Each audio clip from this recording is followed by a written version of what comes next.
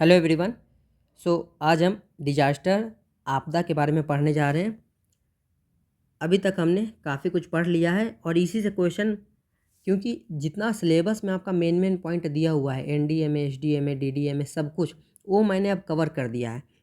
Question आपका यहाँ से, अब आप जितने भी एमसीक्यू लगाओगे आपके क्वेश्चन यहाँ से बनने लगेंगे। अब हम लोग स्टार्ट करने जा रहे हैं कि डिजास्टर, कौन कौन से डिजास्टर इंडिया में प्रचलित हैं। यहाँ से भी हो सकता है आपका एक क्वेश्चन बन जाए, इसीलिए मैं पूरा, क्योंकि डिजास्टर मैनेजमेंट में मुझे पूरा कराना है। ऐसा तो है नहीं कि बस यहीं तक पढ़ा के मैं छोड़ दूँ क्योंकि आपका क्वेश्चन बनने लगा। आप पूरा पढ़ लो और बहुत जल्दी ख़त्म हो जाएगा। तो आज हम लोग पढ़ते हैं डिजास्टर के बारे में। तो देखिए, क्योंकि सब कुछ तो डिजास्टर ही है ना। जो भी हम योजना बना रहे हैं, जो भी इंस्टीट्यूशन बना रहे हैं, मान लीजिए एनडीआरएफ, एसडीआरएफ क्यों बनाया जा रहा है? ताकि कहीं डिजास्टर ना आ जाए। डिजास्टर आ जाए तो उसको कैसे टैकल किया जाए। तो डिजास्टर को अब पढ़ते हैं।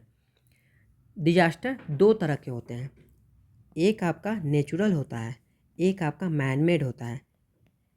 नेचुरल में क्या आता है? जैसे कि भूकंप, इंग्लिश में अर्थक्वेक कहते हैं। सुनामी, इंग्लिश में ही सुनामी ही कहते हैं। टी सुनामी कहते हैं, टी इसमें साइलेंट होता है। जैसे चक्रवात आ गया, जो कोस्टल एरिया होता है जैसे केरला, उड़ीसा, वहाँ चक्रवात आते हैं। हरिकेन या फिर बाढ़, फ्लड। तो जैसे भूकंप आ गया, सुनामी आ गया, चक्रवात आ गया, बाढ़ आ गया, तो ये हमारे हाथ में है? हम जा रहे हैं, भूकंप ही आ गया, ये तो भगवान की देन है। भगवान मतलब नेचुरल कॉज है, आदमी का इसमें कोई रोल नहीं है। तो ऐसे जितने भी डिजास्टर होते हैं उसको नेचुरल डिजास्टर कहा जाता है। मैन मेड क्या होता है? जैसे मान लीजिए यहाँ नदी बह रही है, आराम से नदी बह रही है, आदमी ने क्या किया, यहाँ बांधा बना दिया, डैम बना दिया। तो जैसे डैम बनेगा तो यहाँ पानी का भराव होने लगता है, तो अगल बगल वाले सब गांव डूबाऊ क्षेत्र में आ जाते हैं, डूब जाते हैं। तो यहाँ पर बाढ़ आ गई कि नहीं आ गई, या पानी इकट्ठा हो गया कि नहीं हो गया, लोगों का यहाँ जीवन खत्म हुआ कि नहीं हुआ। तो ये क्यों हुआ? क्योंकि हमने डैम बनाया। नेचुरल तो नहीं है ना, मैंने डैम बनाया इसलिए यहाँ पानी बढ़ा। डैम नहीं बनाते तो पानी अपना ऐसे बहती रहती। तो आदमी के द्वारा बनाए गए कुछ चीज़ों के कारण अगर डिजास्टर आ रहा है तो उसे मैन मेड कहते हैं। जैसे आपका खनन, डैम, ये सब आपका मैनमेड में आ जाता है।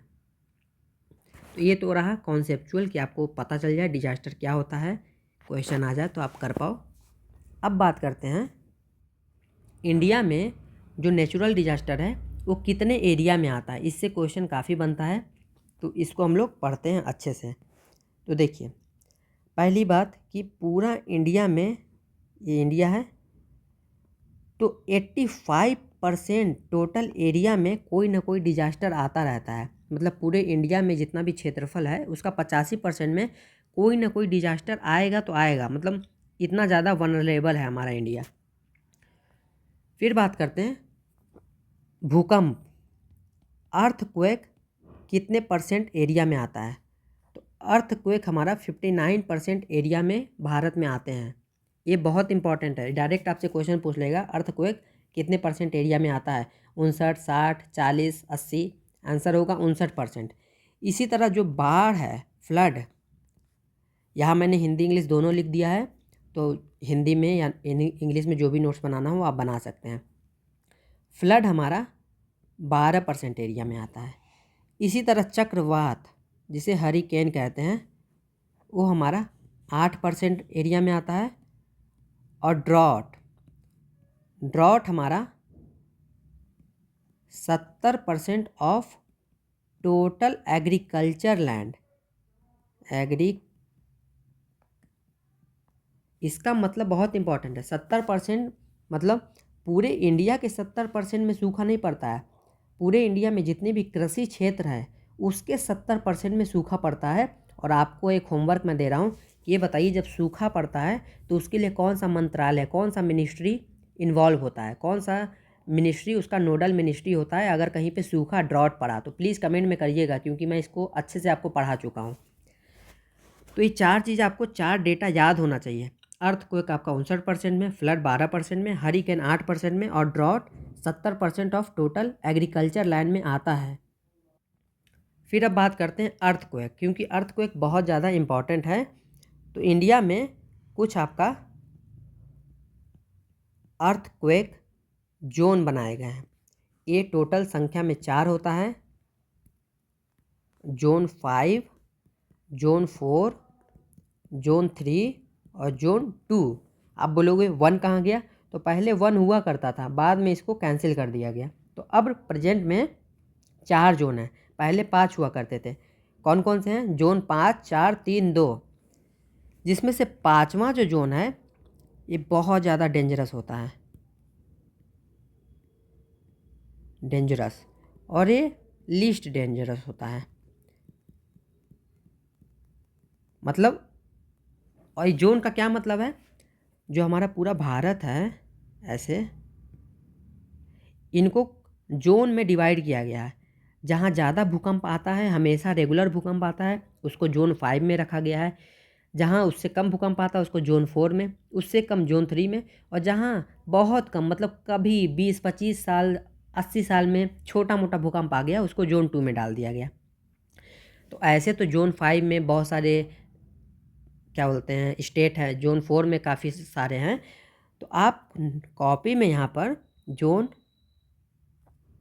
5, यहाँ पे जोन 4, यहाँ पे जोन 3, यहाँ पे जोन 2 लिखेंगे।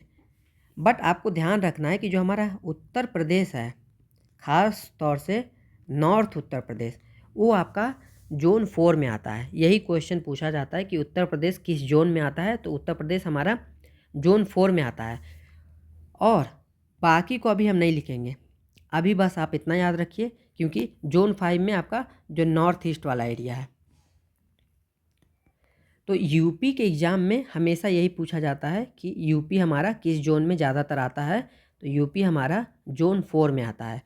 जोन 5 में एक देख लेते हैं कि जैसे उत्तराखंड है, पूरा नॉर्थ ईस्ट इलाका है, जम्मू कश्मीर का इलाका है, कच्छ सुने होंगे, रन कच्छ गुजरात में है, अंडमान निकोबार, अंडमान एंड निकोबार, ये सब आपका जोन 5 में आता है। जोन 4 में यूपी आता है, फिर जोन 3 में कुछ स्टेट आते हैं, और साउथ वाले स्टेट जोन 2 में आते हैं। आपको लिखने की ज़रूरत नहीं है, क्वेश्चन आपका स्पेस जरूर छोड़ दीजिएगा, बाद में जब ज्योग्राफी वगैरह पढ़ेंगे तो उसमें आपको काम आएगा, स्पेस अच्छा खासा छोड़ दीजिएगा। तो इसमें हमने आज पढ़ लिया कि डिजास्टर कितने प्रकार के होते हैं, 2, नेचुरल, मैन मेड। ये बहुत इंपॉर्टेंट है, आपको याद रखना, ये याद रखिएगा, क्योंकि यहीं से क्वेश्चन डायरेक्ट आता है। डायरेक्ट मतलब डायरेक्ट आ जाएगा कि अर्थक्वेक कितने % एरिया में आता है, 59% में। फिर पूछ लेगा कितने जोन होते हैं, 4 जोन होते हैं, 5, 4, 3, 2, क्रम वाइज लगा देगा, बोल देगा कौन ज़्यादा डेंजरस है, कौन लीस्ट डेंजरस है, उसको क्रम में लगाइए। तो 5 सबसे बड़ा, फिर उससे बड़ा 4, फिर 3, फिर 2 सबसे लीस्ट हो जाएगा। फिर क्वेश्चन पूछता है कि यूपी किस जोन में आता है अर्थक्वेक जोन में, तो यूपी 4 अर्थक्वेक जोन में आता है। बस इतना ही क्वेश्चन अर्थक्वेक से पूछता है। नेक्स्ट वीडियो में कोई और टॉपिक हम लोग पढ़ेंगे। आज के लिए इतना ही। Thank you.